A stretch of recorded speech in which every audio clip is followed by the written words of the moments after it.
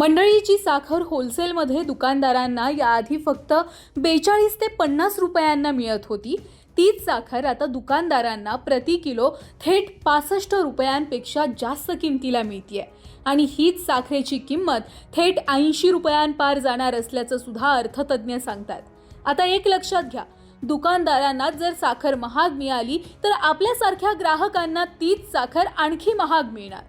15 दिवसांपूर्वी साखर 48 ते 50 रुपये प्रति किलो मिळायची, परंतु ती आता 65 रुपये प्रति किलोवर पोहोचली आहे। घाऊक बाजारातही साखरेनं पहिल्यांदाच 60 रुपयांचा टप्पा ओलांडलाय। साखर कारखान्यांनी नफा वाढवण्यासाठी ऊसापासून साखर तयार करण्याऐवजी इथेनॉल निर्मितीला प्राधान्य दिलं आणि यामुळे साखरेच्या उत्पादनात 5% घट झाल्याचं बोललं गेलं।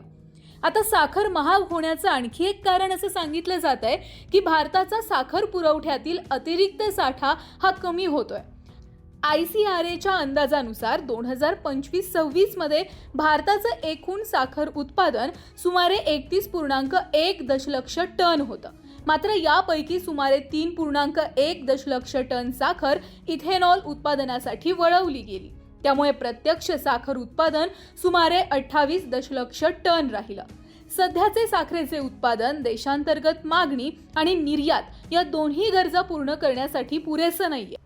त्यामुळे ही तफावत भरून काढण्यासाठी भारताला आपल्या सध्याच्या साखर साठ्यावर अवलंबून राहावं लागणार आहे। थोडक्यात काय, साखरेचं कमी उत्पादन, ऊसापासून इथेनॉल निर्मिती या कारणांमुळे साखर महागल्याचं बोललं जात आहे। वाढलेल्या साखरेच्या भावावर तुमची काय मतं आहेत, कमेंटमध्ये नक्की सांगा।